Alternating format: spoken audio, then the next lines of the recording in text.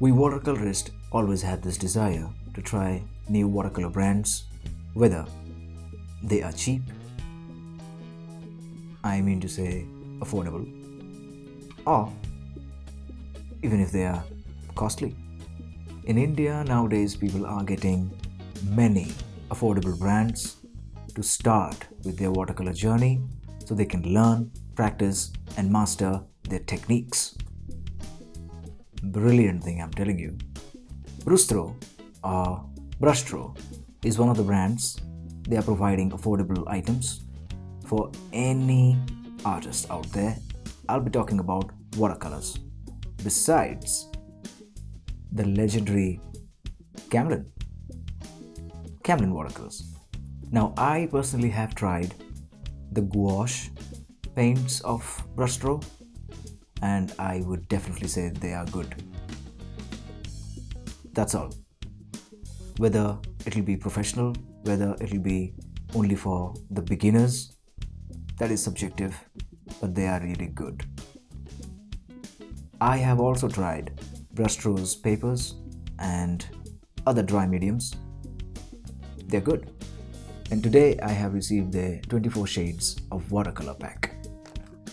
The tubes, which I am going to review and I'll let you know whether they will fit in the professional category or the beginner's place. Now, there are two things.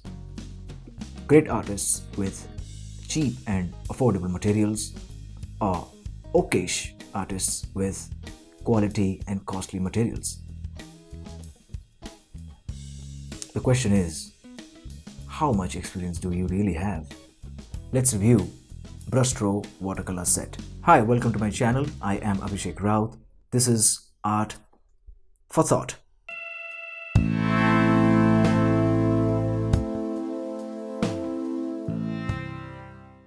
In this review, I am going to talk about the quality of the pigment in terms of how opaque or transparent they are, rather than talking about the jargons or the technicalities that involves the entire process of making the paints, putting them into the tube and onto the palette or onto the paper. That's a big discussion.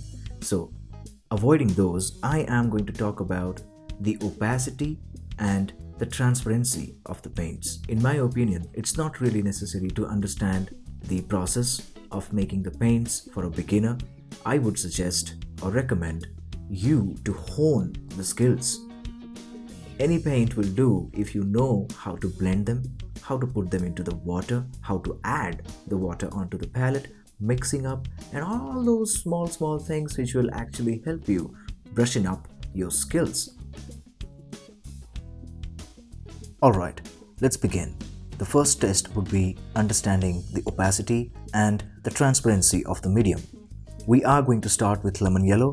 I am going to test the thickness of the pigment, how opaque they are, and if I mix water with it, how transparent will they be. So it will be straight out of tube, the first. Second would be a little bit of water, and the third will be quite diluted. And now, let's get on to it.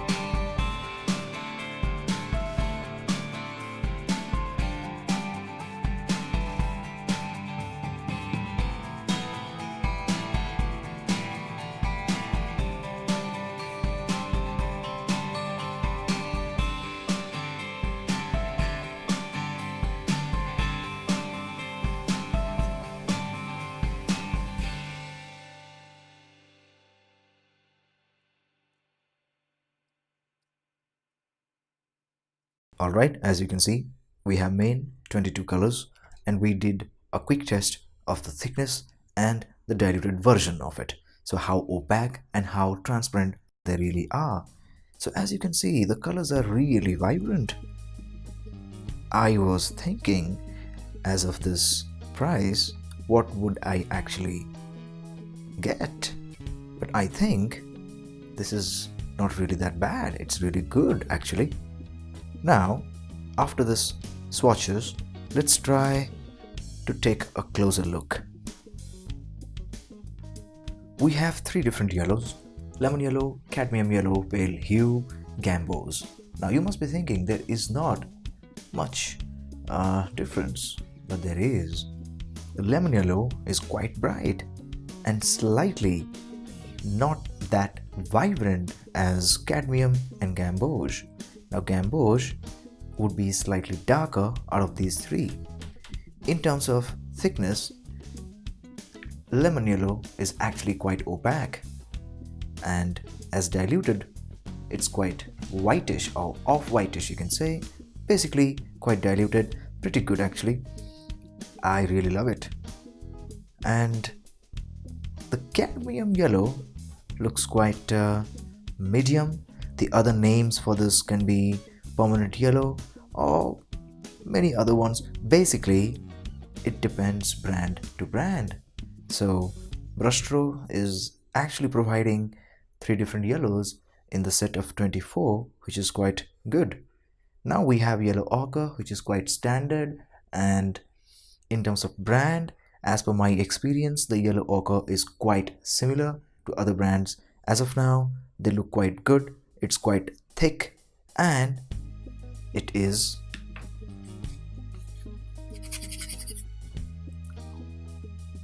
quite good. It's not even chalky. Let's see. Let's take another look just for our own satisfaction. We'll see how chalky they really are. Well, I think it's quite good. Moving on. We have cadmium orange, which is quite warm and it's quite vibrant. Let's see. Well, not that chalky, is it? Quite good. Now, vermilion. Maybe a little, but it doesn't really matter. It doesn't really matter. It's quite minimum. It's not even visible. We have scarlet, which is slightly darker than vermilion. Now, vermilion is a color which will definitely differ brand to brand, but this is the common knowledge that vermilion is quite similar in almost all the brands. But if you are more experienced and if you are a professional, you'll definitely see the difference. Scarlet, which is quite good. Crimson, slightly darker. This is a standard color which we get in normally any brand like Camlin and other brands, or you might get carmine. Then we have rose madder, which is a color which is in my opinion just like opera rose or any other color which might fit in to this magentish family, so which is quite good. Now let's see.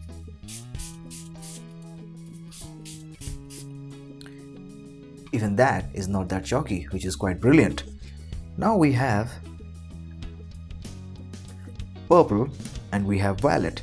Now the purple is actually quite vibrant. I didn't really expect this, but it'll definitely be a little chalky, but let me actually test and see. Ooh, that is slightly chalky, but that is quite minimum. Doesn't really matter. Brilliant color.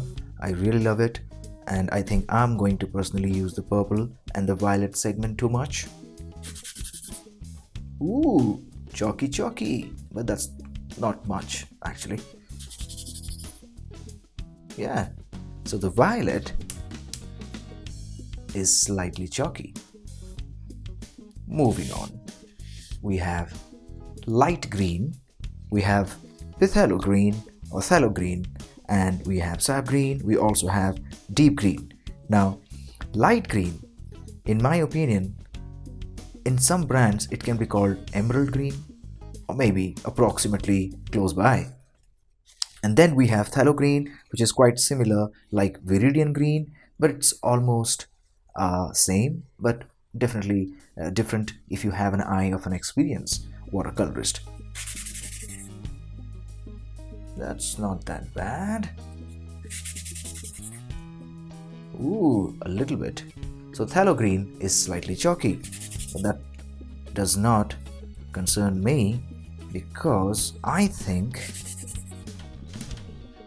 the colors are quite good actually. Wow, that's good. Interesting. Then we have cerulean blue, we also have cobalt blue, we also have ultramarine, Persian blue. Now, quick test. Definitely a little bit, doesn't really matter. Cobalt blue, quite good. Ultramarine, slightly chalky, doesn't really matter. Persian blue, definitely a little chalky, but doesn't really matter. It's quite good. So in my opinion, these colors, as per the price range, they are quite good really. And the brown is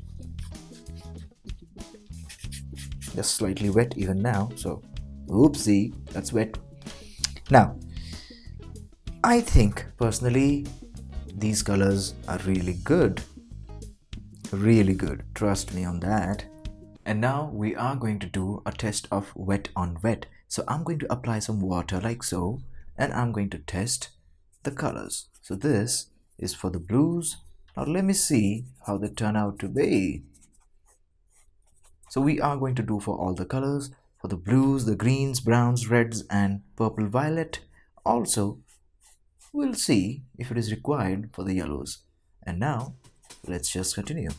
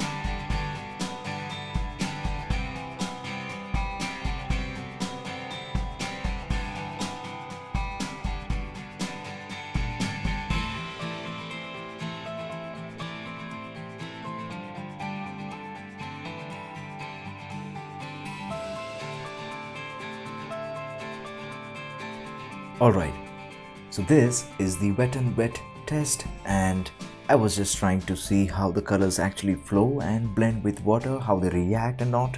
So I think they are actually reacting very normal like other paints, nothing fancy. But couple of colors are quite flowy, that's the nature of those particular colors, and couple of them are very sluggish because of the nature. But in terms of a painting and from the point of view of a beginner or a semi-advanced watercolorist, I don't think that's going to be a problem. So this is actually quite good. Look at the reds. And I tried a nature of blending kind of an exercise. There is no particular name to it, but wet on wet, and they actually blended quite well. Pretty good. All right, let's move on.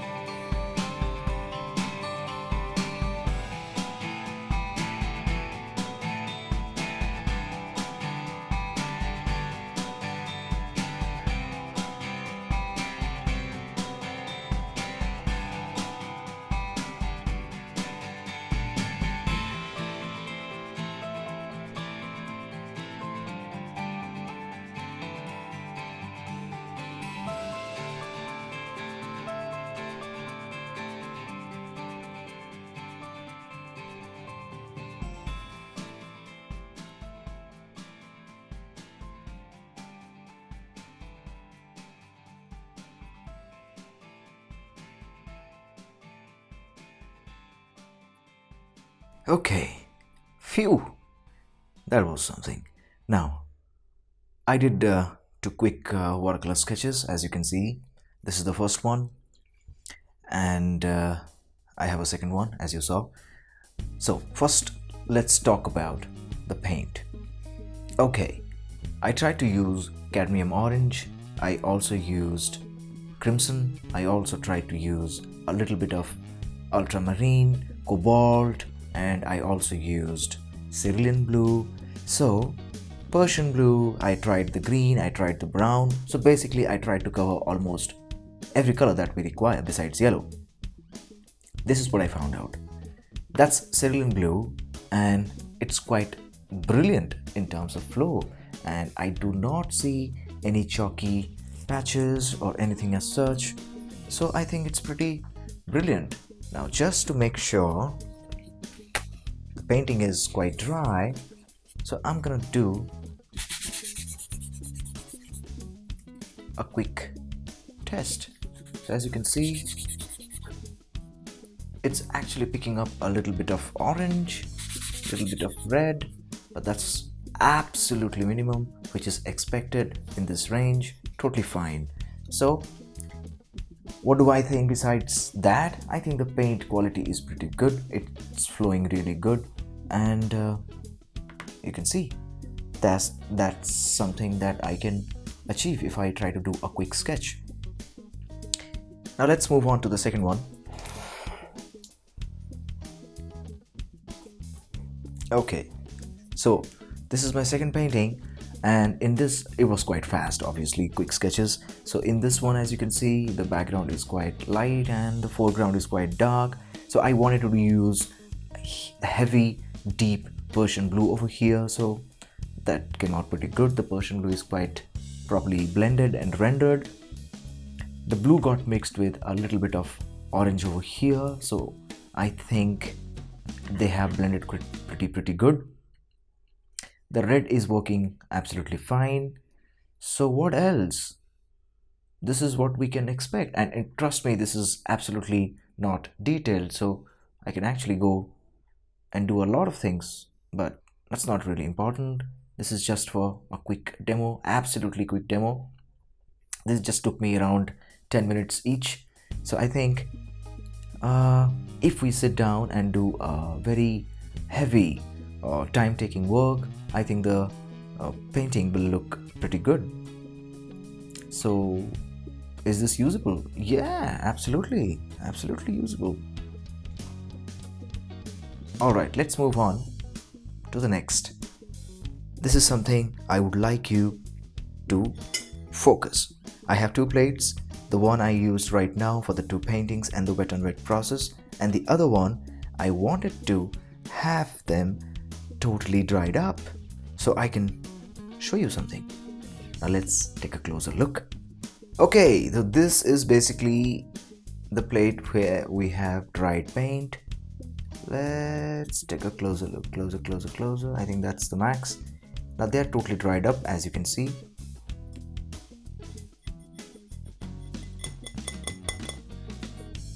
Totally dried up. What will happen if I try to blend them? So if I try to put water like this cerulean blue, let's see, in one go.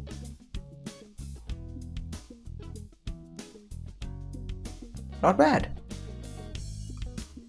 Not bad at all.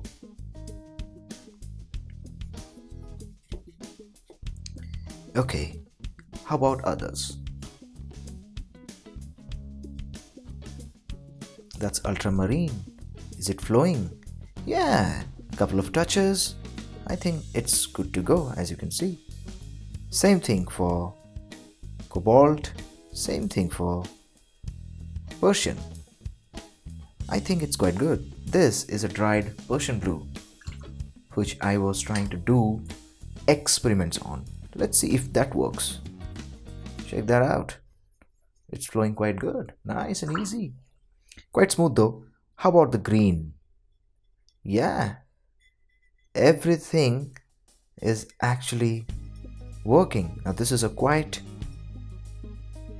a bit of a water on the plate and it's quite messy, so sorry about that. But I just wanted to show you the browns are always slightly dull in terms of blending, so it might take time. See, that's burnt sienna, which is taking time to get ready.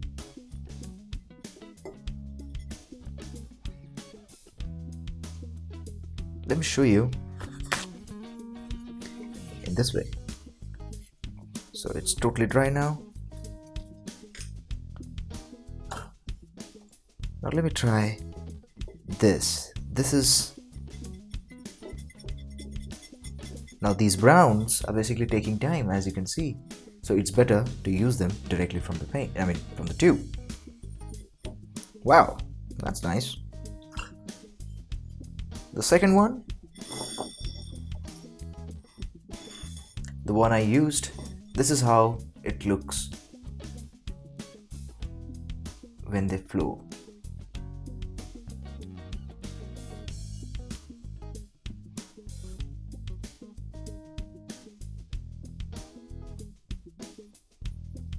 Not powdery, not that chalky, which is good. Alright, I think we are done with our tests. Now, let me give you a quick conclusion. So, there we have it. We did a lot of experiments. Now, what do I think, you might ask? So, I'll be honest with you. In my professional opinion, this is actually a pretty good paint. If you know how to paint, even if this much, you can actually use them to your level best. In the hands of professionals, they can actually do wonders. I like them. Not because I bought them. They're good. I use many other companies personally. I like Zenelia, I like Mgrams, I also like Sminka, I also like Daniel Smith. Personally, I think as per the price that we pay, we actually are getting a brilliant deal. The quality is quite good, it's rich, and definitely on a good paper it will work fine. So should you buy them? Absolutely yes.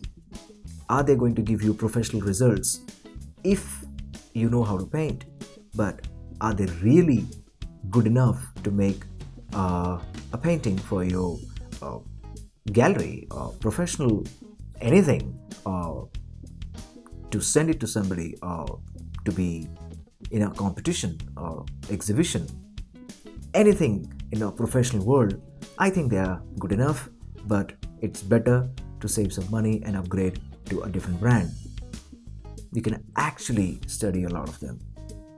But as of now, if you are a beginner or a semi-advanced watercolorist, I think BRUSTRO is actually doing a fine job for them. So in my opinion, go for it. Very simple. Alright, so that's done. I might review some other items by the company, Creative Hands or BRUSTRO, but I'll see about that. As of now, all I can say, it's good. You can buy. Also, I'm going to see you in other videos of mine. Till then, you take care, be safe, and I wish you all the best for your watercolor journey. Take care.